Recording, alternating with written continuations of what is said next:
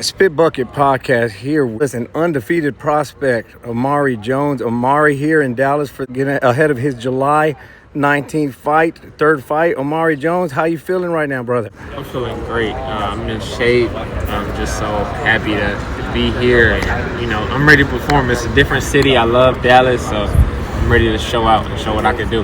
Good stuff, man. Listen, quick start to your career. You're already 2-0. You're undefeated. You've been busy.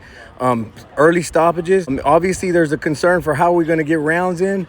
But is there any change of game plan going into your July fight, or are you still coming in with the same aggressive? What is the thought process behind your next fight? Yeah, so of course, just sticking to my game plan, keeping it basic, staying behind my jab, and whatever else opens up, I fill them out. And if I feel like it's time to go for the kill, then I definitely would do that. But like I said, I'm ready. I'm ready for just to get it on. I'm in shape right now, 8 weeks out. So that's what's up, man. That's great. Now, rocking that Olympic medal, right? That bronze medal.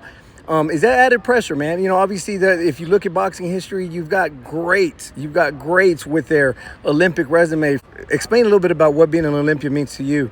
I feel like an Olympian means everything to me. It's something that I worked for 14 years to get to that point, since I was 8 to 21. And it's just a lot of hard work been put into it.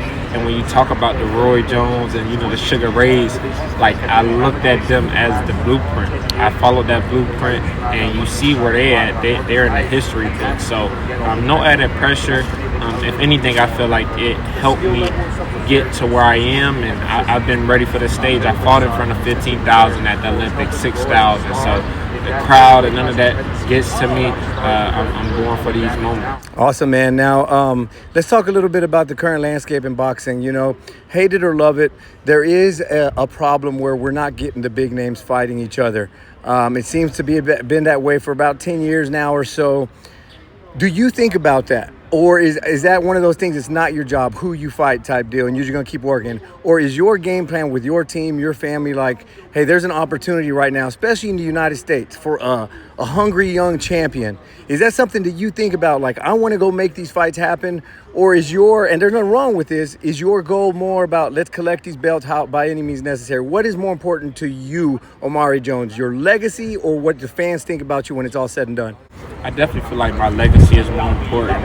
What I did in the Olympics, I left a legacy, and I want to leave a legacy in the professional game. I definitely want the big names in the future. Right now, I'm just going to take my time, get into them and get in there. I definitely want the belt. So, like I said, just one at a time, and I definitely want to make those big fights happen in due time. Before we leave, I know you're working out in Dallas. You spent some time with a friend of the show in the ring with Christine. I know she spent some time with you, obviously, on Team USA. Talk a little bit about that relationship with you and Christine. That relationship is great.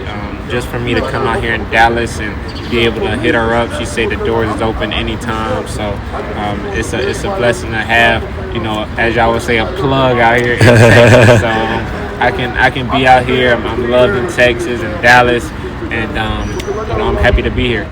Awesome, man. Well, Omari, we're looking forward to not just his next fight, but what your future looks for you, brother. We appreciate you. Good luck in July. Thank you.